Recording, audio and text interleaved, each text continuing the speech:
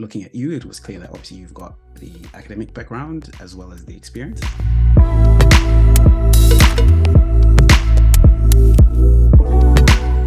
Looking at you, it was clear that obviously you've got the academic background as well as the experience side of things. And yeah, there's obviously you don't need to go to school to then do development. You can just do a course like yours, but it kind of, I guess, put you in a different place and space. Coming from where I come from as a professional, like I like to learn the theoretical, the technical, and then also the practical and do it on the ground. So it just felt like I could get both. Yeah. What about the actual decision though? Like, what was the motive? Because there's plenty of people like, oh yeah, you've got the results, but I'm not Adam, I'm not an engineer, or I'm not Tawanda, I'm not a software designer, and we've got people from all different walks of life and all the rest of it. But what was the driver? Like, what's been initially the instigator, but then what's the motivation? Because I think that's the key.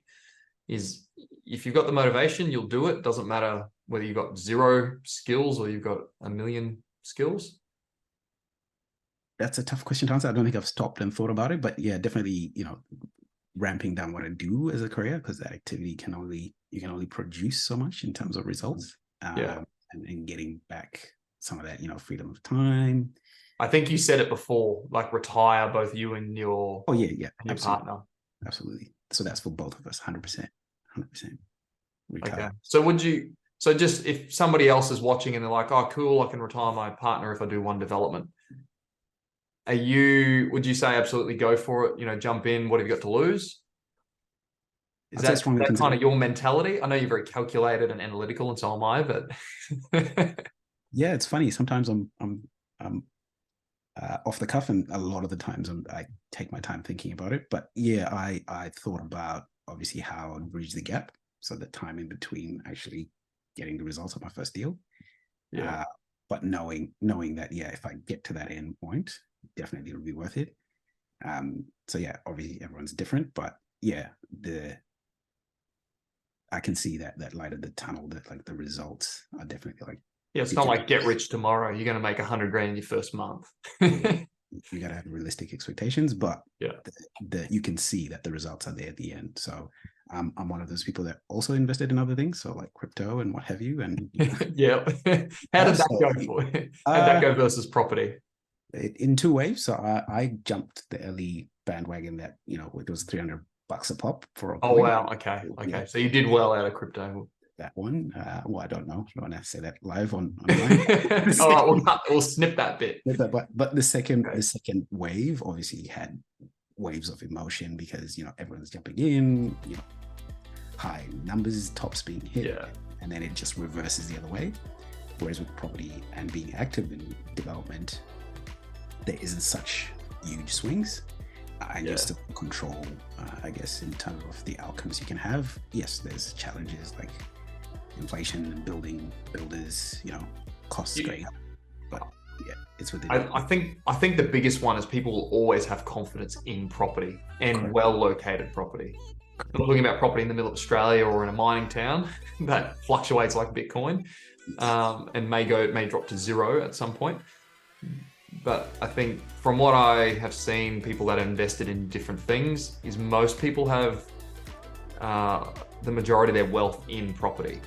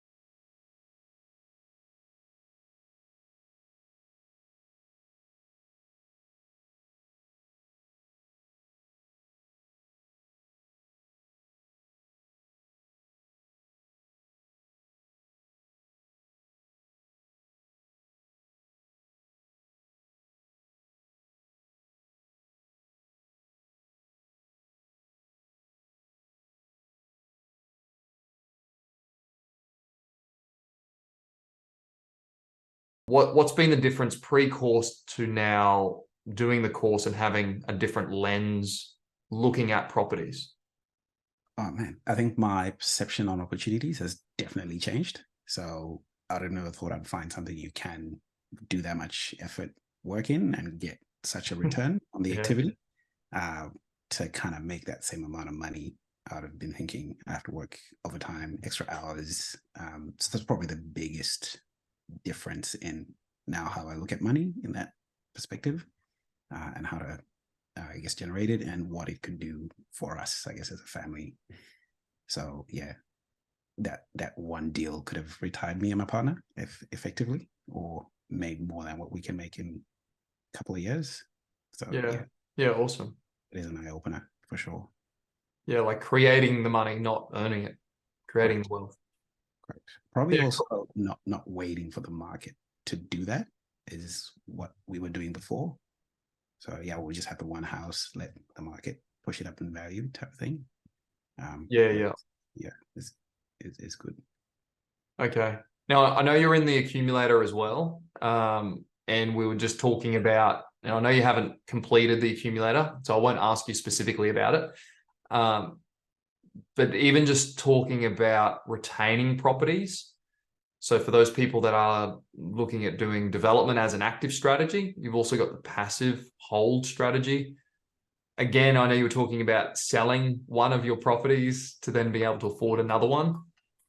The difference for you, like, I mean, if you could hold property long term versus having to sell it, like, how has that changed your perception of investing just generally or creating wealth long term? I think I think selling was, I'd always have to put back in the work to kind of make the next amount of money. But I guess when you see the power of the asset kind of making money over time, it kind of, it changes your thinking. It's like I was telling my partner, it's like having a fruit tree. You plant it once, and every year you just come back and expect the fruits to be on the tree, or like, some fruit to be on the tree. Versus selling it to somebody else who gets the fruit. Yeah, so you only get it the first year. If you sell it, you get the fruit the first year, and then that's it. You're done. You walk away.